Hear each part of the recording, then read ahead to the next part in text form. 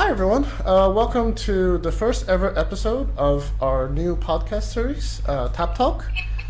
For today, we have our president to talk about many very interesting topics about TAPOC, TAP as a org as a whole, TACO, and also our personal experiences for our Taiwanese American upbringing. So to start off this series, I wanted to have a start with a self-intro. So Franklin, just to get it started, if you don't mind providing an intro about how you found out about TAPOC, why you decided to join the board for TAPOC, what TAPOC is to you, and then also what are some of your favorite hobbies? Sure. Thank you, Peter, for inviting me to this podcast. My name is Franklin Cheng. I am the TAPOC president for 2021-2022. Some of the things of what caught my interest about TAPOC when it first started, this is back in 2018, was there's going to be a chapter being in Orange County. And at the time, there was a lot of driving back and forth between LA and Orange County, and I lived in Orange County at the time. And to hear that there's a chapter being made in Orange County was a great thing because it builds a better connection with our community in Orange County. So when I heard about it, I found out through the internet. We saw it on the website and say, hey, there's something going on in Orange County. I met a few people that I recognized from the previous TAP LA chapters and also from TACO that got me involved when I was in college about the Taiwanese American community and outreach. And so I figured, hey, this is something that I would like to be a part of. What was it? Why did I join the TAP board? One of the things that I wanted to do was to give back to my community. That's the thing that I learned from one of my mentors when I was in college, as well as when I was at work, is to give back. Giving back is a way to help the community grow, as well as they help the next generation learn from our skill sets and also our words of wisdom, so they can build a better community for the future generation. And what are some of your favorite hobbies? And some of my favorite hobbies, so I do play a lot of instruments, like any other typical Asian. But I do play piano, I play the drums, I play the French horn, I write music on the side. So I do that quite often on the side.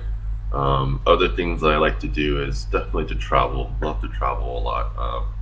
My work used to travel a lot through not only domestic but also international. So I was out in Spain. That's one of my favorite places to visit, especially in Barcelona. But yeah, these are the things I like to do: to play music, to travel the world, and pretty much just a lot of volunteer work is one of my other hobbies. Just try to pretty much help out with the students, our professionals, just to build a better connection with people. Cool. Yeah, I wish I could say that my reasons for joining TAPOC were as noble. For me, so I'm currently the treasurer for TAPOC, and I honestly joined TAPOC for the social aspect. I worked in the engineering field, and I wanted to expand my social circles outside of engineers. And I used to go to a different organization that was located in Diamond Bar, and similar to what what you mentioned just now, it just seemed really great that there was a organization in Orange County that I could be a part of and participate in. And shortly after going to events for I think less than a year, I decided that I did want to contribute more and kind of give back and also get to know the board more. I think a great part of joining the board is also that you do get to collaborate and just spend more time with a lot of the awesome people that are on the board. And TAPOC, like to me, like initially I joined for social reasons, But definitely as I continued on, I my reasons for staying on and continuing were more to give back and contribute to the community as well. And then for me, some of my hobbies, I do enjoy table tennis and bowling, and also traveling, similar to Franklin. Um, okay, so next up, I did want to have us kind of go, like the next topic, I wanted to just chat a bit about um, some of the experiences we had with growing up in a country like outside of Taiwan, like a foreign country like America.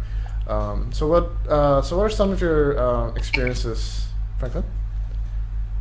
Um, so I was born and raised in the U.S. and where I lived in Orange County was predominantly, um, pretty much, I would say 90% Caucasian and 10% Asian. So it was a really small community for the Asian demographics. It's even especially for Taiwanese American. I recall when I was growing up, there's literally only 5 or 6 Asians in my classroom, and so I think a lot of the things that we were trying to find, especially for myself, was identity, trying to figure out how do I put myself within this network of people, and usually we don't really see it until we get older to say, oh, there's not more into our Taiwanese American community.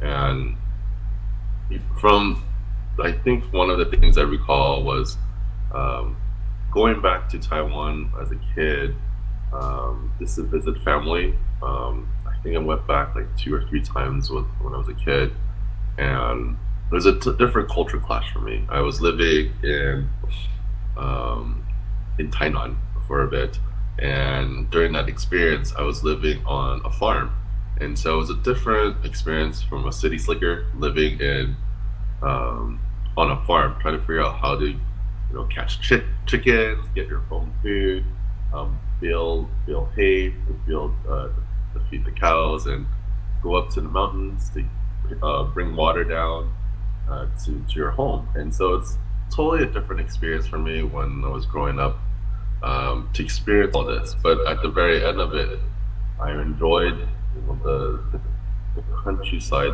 living style back then, and how that impacted me coming back to the U.S. was embracing the Taiwanese culture back then, especially with the food that they had back when I was visiting. That still lingers to this day of sharing the cultural aspect of the food, how food were being made, and how that impacted the way we embrace this culture. I know growing up, especially in the U.S., we usually have those bento boxes, right, when we're growing up, and I had like a lunch pail, and I remember vividly, like I brought dumplings, and that dumplings is not that great when you bring it to school, right, because there's no fridges at the time when we're doing this, and so it's kind of stumped up the whole place. And so yeah, like everyone's like was frowning upon it. So it's like, yeah, maybe I shouldn't have brought this type of dish. But then at the end of the day, I realized, hey, this is actually really good food. This is something that we cherish. And as we get older, I noticed like, hey, people really want to have more dumplings. Now we have things like Paradise Dynasty. They're embracing the dumplings lifestyle of eating through the current media right now. So yeah, it's something that we have to continue to embrace, to share with our peers and our friends of the different cultural aspect of it, so that people understand that what is it like to be Taiwanese American and how we do things, and sharing our experiences with people is a way to continue the lineage of what is it like to be Taiwanese. Cool. No, like I think a lot of what you said definitely resonates with me as well. Not the farm part. I actually didn't realize that you actually spent so much time on this farm, and that's really cool. Um, So, so yeah, so for me, like I can definitely resonate with kind of being in a minority growing up as an Asian in a predominantly Caucasian environment. So for me, I was born in Taiwan, but at an early age of 2.5 years old, my family moved to Netherlands, where we stayed there till I was 12, and we moved to Diamond Bar afterwards.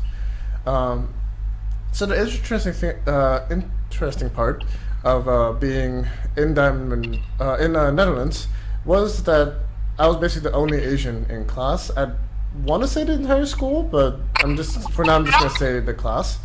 Um, and I think my family was definitely trying to raise me to westernize as much as possible. So while we were at home, we would I had to speak Chinese with my family just to make sure I learned Mandarin properly. But once I was outside of school, we always spoke Dutch, which is the language there. And then for lunch, I was actually packed like the lunch that everybody else had there. So sliced bread with like jam and stuff like that.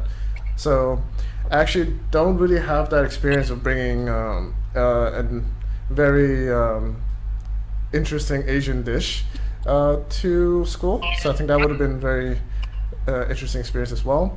But I do have really fond memories just eating at home and a lot of the Asian food. And then the interesting thing for me was when we finally moved to Diamond Bar. Diamond Bar is much more. There are a lot more Asians than there were in Netherlands. So I definitely started to embrace the Asian culture a lot more. And then when I entered university, I ended up trying to learn more about my culture, the Taiwanese culture. And that's also where I first joined a Taiwanese Student Association on campus. And also, in my sophomore year, I also joined Love Boat, where it was a month-long tour that was partially sponsored by the Taiwanese government, where I got to really experience the Taiwanese culture even more and immerse myself for a whole month. Um, but yeah, it's ever since then I've been on a journey to learn more about the Taiwanese culture and find out more about it, and it's been a very interesting experience. And that actually kind of brings us into one of our next topics, which is kind of I think I touched upon it a little bit just now. But what are some experiences from kind of like how Taiwanese culture was your experience with Taiwanese culture when kind of growing up in like a second generation environment? Um, it's a second generation environment. I would say um, it was more. Um, I would say it's a lot dealing with communication issues for me at the time. I think as I was growing up as a second gen Taiwanese American here, um, there was a lot of responsibility on us to, help our parents to do a lot of translating of things. I remember when I was a kid that my parents had limited knowledge of English, but they had it from college. But then at the time when things got like, paperwork of like legal documents or bills or certain things, they had to rely on me to do some of the translation and understanding. So I remember there was a lot of responsibility on me as a second gen to figure like, all right, how do I manage talking and translating? And so translating was one of the things that I had to learn a lot as a second gen to how do you communicate things for a first generation, also for myself to understand what makes sense to do things. Um, Also, I noticed when I was going to college, it was a huge, um, I guess, a cultural immersion. I never saw that many Asians at the time. I went to UCSD and USC, and I was shocked to see so many Asians there, and to see that there's others just like me having the same struggles made me feel more like a stronger connection with people. And I felt that was a great way to, connect. And when I was at UCSD, I helped created, a Taiwanese American culture club at the time, and it was a different experience because we had, the CASA, we had the UTA, and then TAP itself was a smaller identity that we're Americans, but also Taiwanese, but also living here. How do we identify ourselves? And so, um, being exposed to that realm with others just like me helped me understand, like, hey, I'm not alone on this. And there's a little bit of an identity crisis to figure out how do we identify ourselves.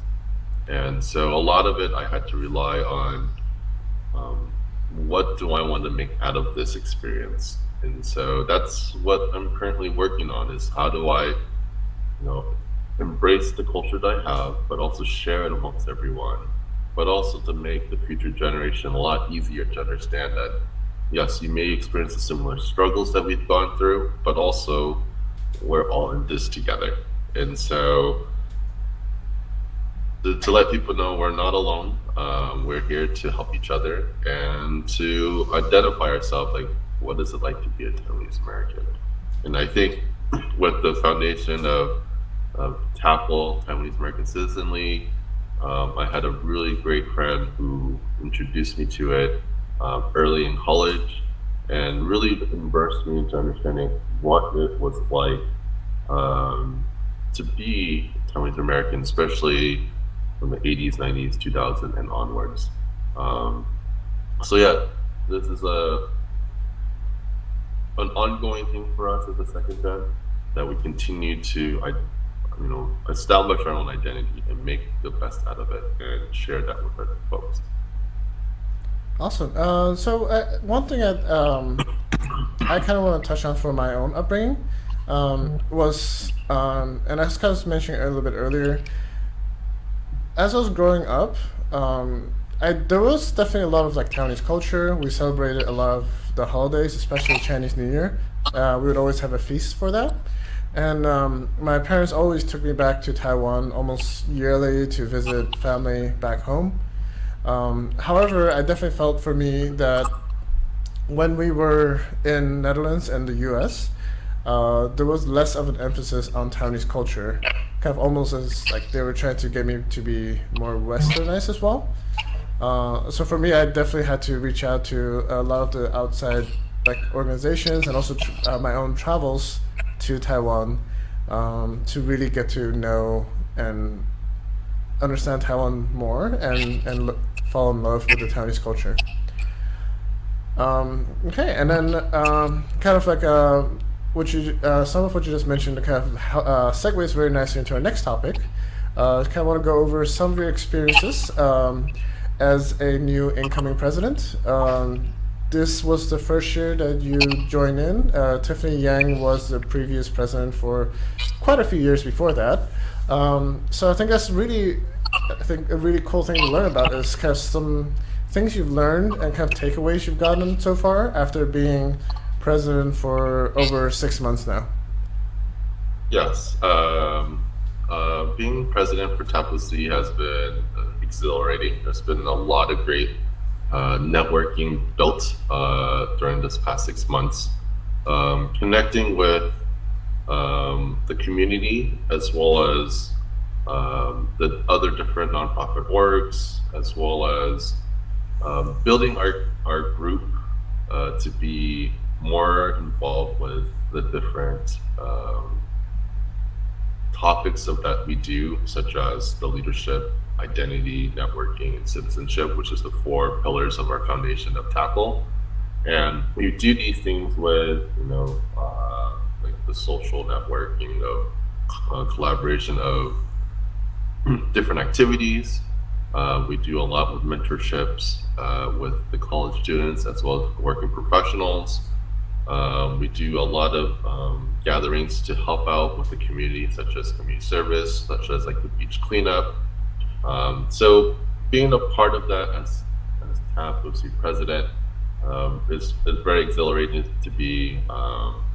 There's a lot more engagement nowadays ever since COVID that we experienced in the past couple of years. It was really hard to get people together because of the social distancing that we had to encounter. So coming into this as president, I noticed that there's been a huge drive to get people back together, and that was a challenging moment for me to help lead our group, because we're in this transition period of getting ourselves out of the comfort zone of being indoors for so long in a work from home environment to now readjusting ourselves to this new norm of working from home virtually, but also meeting people in person. And so I'm seeing a lot more of this adjustment, and we're still continuing to do this new adjustment, and which is great. I mean, we're leading our group to adjust this hybrid type of lifestyle, and this is a new norm that we're working with, and I embrace this new change that we're going through and try to build our connection with our members on this aspect. Yes, I'm one of the missions that I wanted to do for TAPOC as a president was, connecting our community, especially with our first generation and second generation, as well as giving back to the next future generation. So, yes, there's a lot that we have accomplished in the first 6 months, and the next 6 months we have a lot more activities being planned. Awesome. And definitely for anybody who is interested in some of the fun activities we have, we will be including links to all of our social media, Facebook, Instagram, and also our website, just so you can follow along and keep up with all of our exciting upcoming events. Our next topic is to go over the collaboration experience between TAP and TACL thus far, such as what are some ways that various TAP chapters have been able to collaborate with each other and with TACL. Franklin? Sure. Yes. Yep. Sure. So Taiwanese American Citizen League, TACL for short, is our pretty much our parent nonprofit organization that has different programs, such as Taiwanese American Professionals. There's TACL Lid, which is a camp for high school students. We also have a legal group as well. And these are the different programs that we fall under from TACL. And TACL has been around since 1980s. And one of the things is when they created TAP was to try to breach this network of people throughout the United States. So they had this movement of creating these organizations throughout the United States, and right now we have currently 10 chapters. We're considered the 10th chapter, that one of the newest ones that was established back in 2018. So some of the things that we do for collaborations with TACL is we do 2 conventions where we get all the 10 chapters together, and we visit one of the 10 hosting chapters site. And so recently we just had one in LA this past year, and we get to meet with all the different 10 chapters together. And so the 10 chapters, they all include Seattle, San Francisco, San Diego, LA, Orange County, Austin, ATL, Atlanta, DC, Boston, and New York. And so all of us have pretty much the same similar missions, but all based on the different regions. And So yes, but that's quite a few chapters. And then I believe there are new chapters even signing on to join, right? yeah. So there's actually two. Well, currently there's one in provisional status, which is Detroit. There's another one that's still in the process of discussion, which is either Philly and Hawaii, one of the two, but it's still to be determined. But for sure, Detroit, we actually met the Detroit hosting president this past year, and we're hearing great news about that program over there in Detroit. Awesome, that'd be fantastic. I'm looking forward to going to some of those Hawaii retreats in the future. So Absolutely. we definitely hope for Tap Hawaii to become a thing. Yep. Um, yeah, and what are some other ways that Tap or Tackle have collaborated? So some of the things that Tackle has also collaborated with us are, let's see. Well, one of the biggest things that they've done in the past was the census. We got together from the past previous conventions to pitch um, the census, where we're trying to add our category as Taiwanese American in the census. And so there's been a big push since prior to that, and we're able to get Taiwanese as a classification on the census. But right now, there's a big push for all of us for the next 10 years is to fill in that category. So not only as being Taiwanese on the census, but now we have to find ways to show that Taiwanese is a part of all these different programs, such as community service, legal, entertainment industry, engineering, entrepreneurship, in any of the categories. So that's something that we have to continue to build upon for the next 10 years, and so that there's some records of that for the next generation. Yeah. So Tackle is helping about making sure that this happened for all of us. And then one other big collab that had happened was also during COVID, which was a very trying time for all of us to try and figure out how to cope with things virtually and still keep close with the community and stay in touch. So I believe it was around winter time for 2020, like height of COVID, where we actually did a fully virtual Taiwan festival.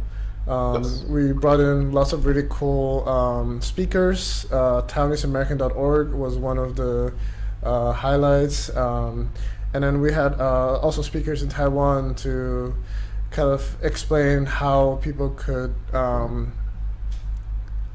visit or Taiwan during the COVID lockdown situation. And that was a really amazing collaboration where all the chapters pitched in just to bring us all together as one happy family. Yeah, there's one other one. It's like the Spark Accelerator that also was pitched from Tackle, where it's pretty much like a Shark Tank. And so all of the 10 chapters had to encourage our community to find businesses, entrepreneurs who are interested in pitching their service or product to these VCs that are based in Taiwan. And we had this connection where whoever wins their pitch, they'll get a connection with Taiwan, especially with the OCAC, to find ways to make their pitch put into work. Cool. So that's something Apple has done for. So do we get Mark Cuban in to help host? Maybe we'll probably have to Okay. see it in the next one. All right, but there are a lot of amazing and very strong Taiwanese companies. Like TSMC is definitely a big one. I don't know if we have connections with them. It'd be amazing if we did. But I know that there's so many talented and capable Taiwanese leaders in industries all around. So it's really exciting to see this program kick off and be able to help empower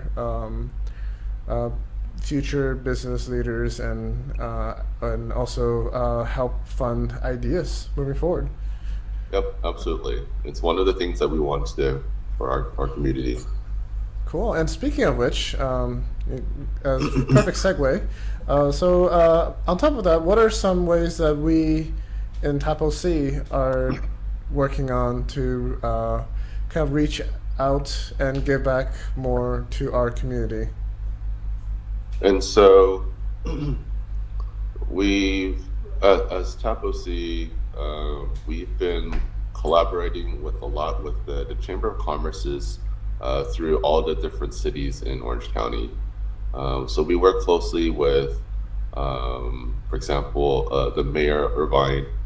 We do a lot of collaboration, especially two types of events. One is the Global Village that happens in October, where we get together through the community to share our different diversity culture. And so you'll see us out there showcasing the different arts, the food collaboration that we do through that event. The other one is actually been happening, I think, in July, and we're actually working with the Irvine Chinese School. And from there, we're actually showcasing the different cultural highlights of I think it's Dongjie, which is the dragon boat, as well as the Census celebration. And so these are the things that we do, especially with Irvine. Some other activities that we do with collaboration is the community services. So we work closely with the United Way in Orange County by doing the donations.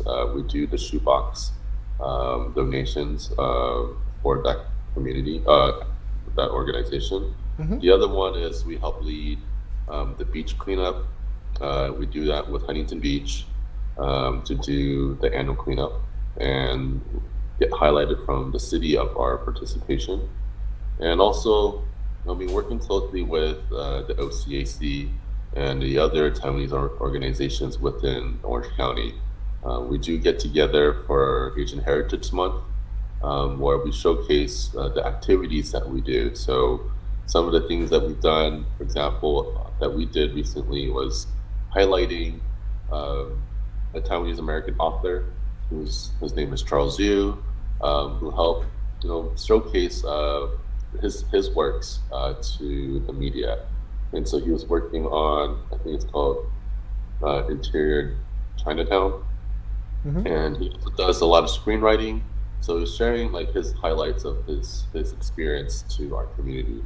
And so we had a gathering to hear his pitch, and also had engagements with the mayor, as well as different councilmen throughout the community to be partaking in that Asian Heritage Month. So yes, these are some of the things that we've done in collaboration with the different organizations locally, and also sharing this with collaboration with other nonprofits. Yeah, and then I think one of our also recent one where we were networking with a lot of the local organizations was actually our inter-org mixer that we held at Rodeo. What's the number? 39. 39. I was gonna say 69. My brain's in the gutter. But yeah, and then also we've had many collaboration events. We definitely do a lot of collab with our sister chapter, TAP LA, with one of our big annual events, Beachella, actually coming up very very soon. But we in previous years we've done collaboration, large scale collaboration for mooncake events, and whenever we have a good opportunity to be able to work with more people in our community and just bring everyone together, we definitely will make an effort to push for that. Yes. Okay. I think that's kind of the end of our topics. I did want to start something fun with these podcasts. So one item that I wanted to do is I'm going to ask all of our guests to see how fast they can type the alphabet. So there's a website called typethealphabet.app that Franklin's got pulled up over there. So I'm going to let you do one trial run first. All right. And then after your trial run, let me know when you're when you're ready, and then just feel free to do a second run and let me know your time. All right, let me do this.